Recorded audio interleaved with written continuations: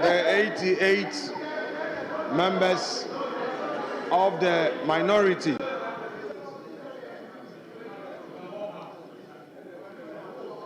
reject the nomination of Honorable Samuel Nefe George. We remain opposed to the decision for his nomination to be approved by this House by consensus.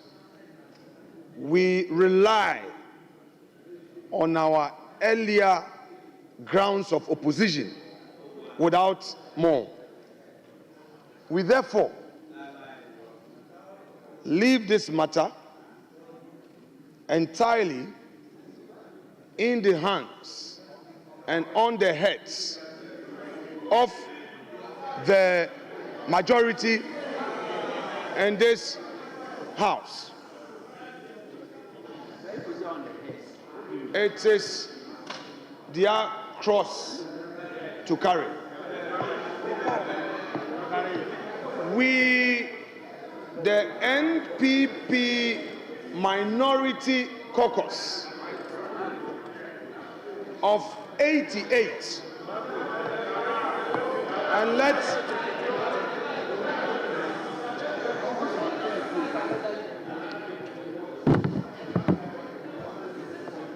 let the record reflect that we have stepped down our opposition in view of the calls by respected members of this House.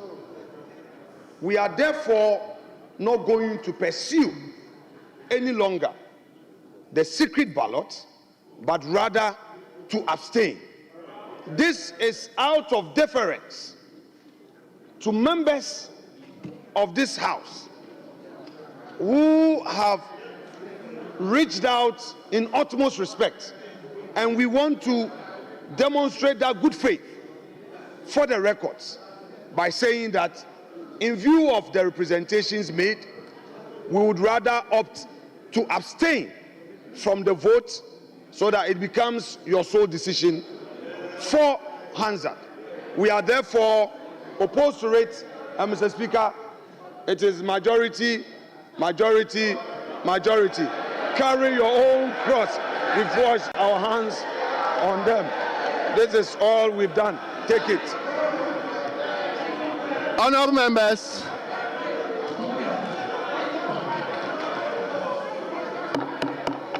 honourable members, honourable members, now that the minority as a group has abstained, I will go ahead to put the question. After putting the question, I will also ask for those who are against. Then I'll go ahead and ask for those who are abstaining, so that the records will capture as the minority leader.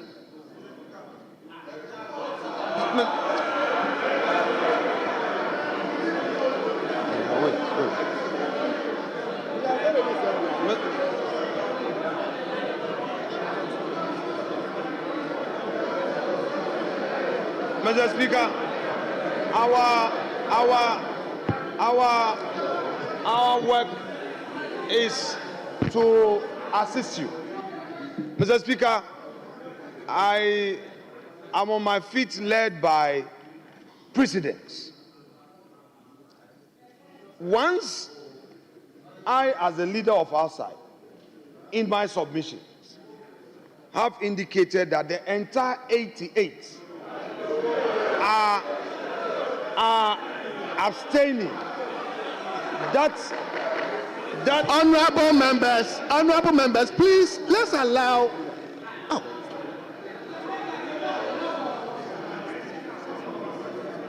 Don't worry, don't worry, don't worry. If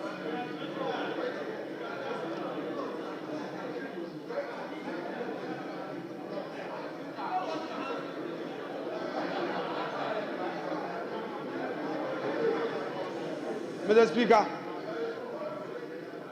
we have had this before in this chamber. We are abstaining the entire 88. Let the record reflect as such. And we want Hansard to so capture that it is entirely the decision of the majority. We had nothing to do with it. So, Mr. Speaker, this issue of back and forth, we are not part of it.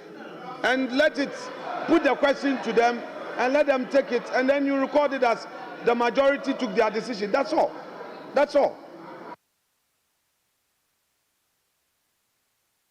Mr. Speaker, I think it is clear that the minority has no intention to participate in the vote.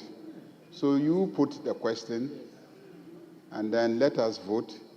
If after we have voted, nobody objects and calls for head count or anything of that sort, then the decision is taken. It's a majority decision. The report already says that it's a majority decision.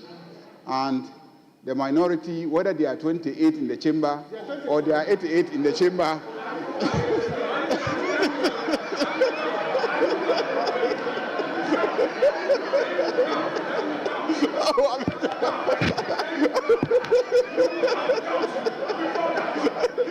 I withdraw. I withdraw.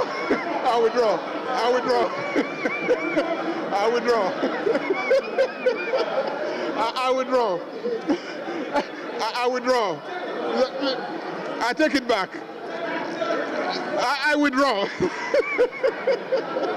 So, Mr. Speaker, just put the question. Just put the question. Honorable members, the question is, all those in favor that Honorable Samuel Nate George is approved by majority, say aye.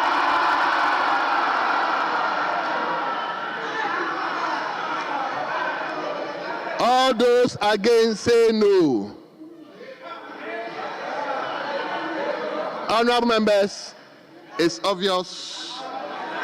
Honorable Samuel Nate George is hereby approved by the majority of this House.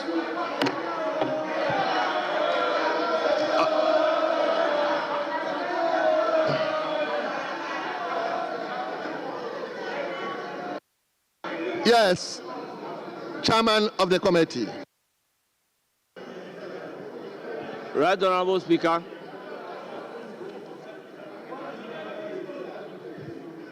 Right Honorable Speaker, I am grateful for the opportunity to, on behalf of the nominees approved, extend our profound gratitude to the committee, the appointment committee, and the House, particularly the majority side.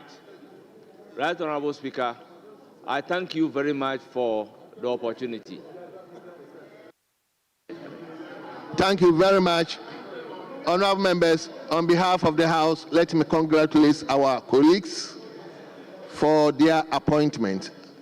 We believe they will make the House proud. Yes.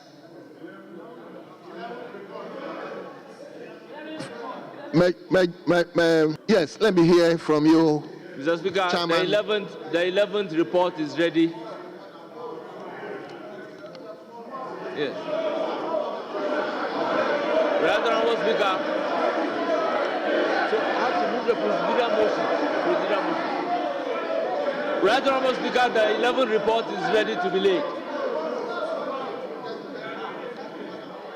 Yes.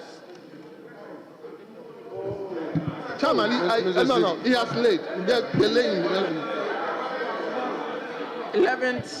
11th report of the Appointment Committee on His Excellency the President's nominations for appointment as ministers.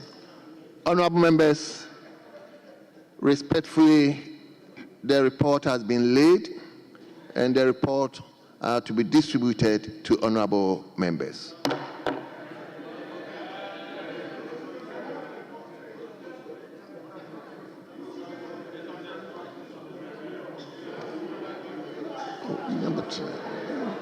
No way. Right Honorable Speaker, Yes. I beg to move that notwithstanding the provisions of... Chairman, I'll give you the opportunity. Let me hear.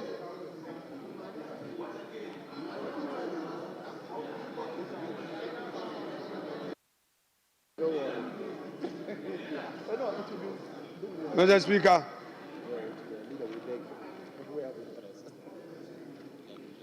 it is sunset.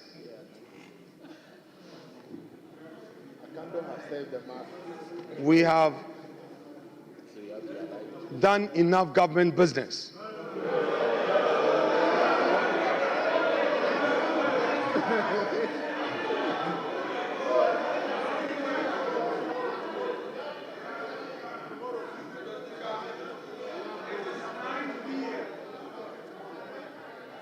Mr. Speaker, it is 9 p.m.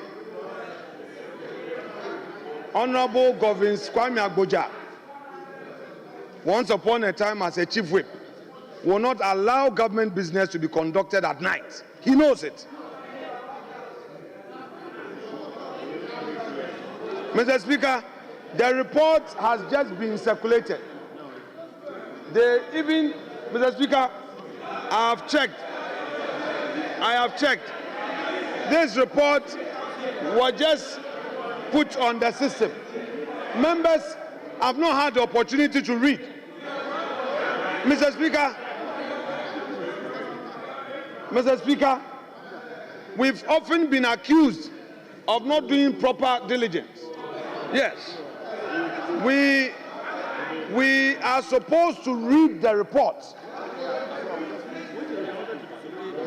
The 11th report, Mr. Speaker, all of a sudden they have populated this chamber .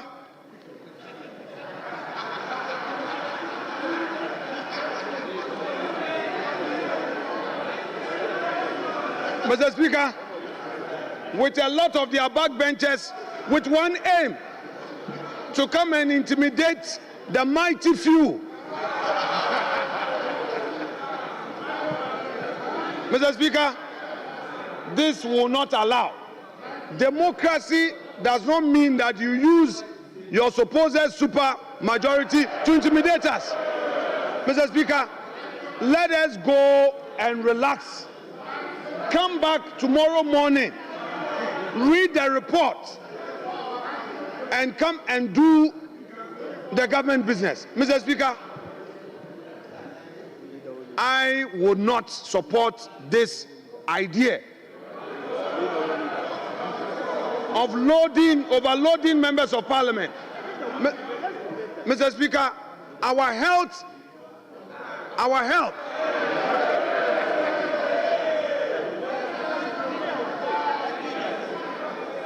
the health of the members of parliament must be of great concern to the majority leader. Mr. Speaker, this report cannot be taken today. There was no proud discussion on this particular report. Mr. Speaker, in the list, there must be a suspension of the House for us to go through the report and, if possible, come back. Mr. Speaker, we can't just be on our feet to take this report. The chair of the committee cannot invite this House in terms of Order 1041. The rules are not to be abused. You should sparingly be invoking Order 1041.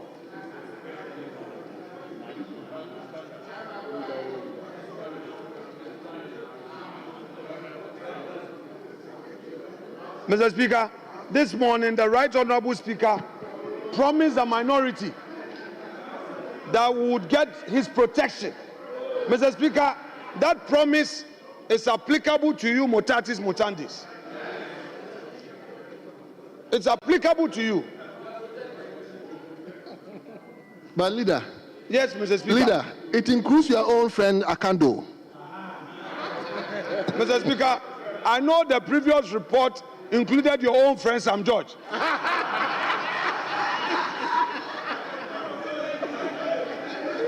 Your own friend Sam George and my former friend Sam George.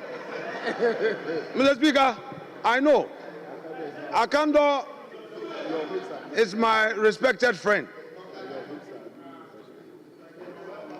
But I want to plead with him that he should allow us to come tomorrow.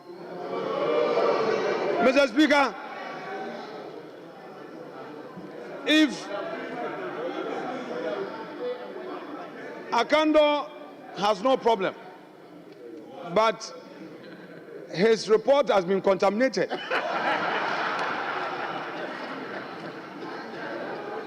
There are some poison fruits around his own edible fruits. That makes it difficult for his fruit to be edible. Mr. Speaker, when a leader is on his feet and his whips are putting pressure on him, what can he do? I rest my case. Leader.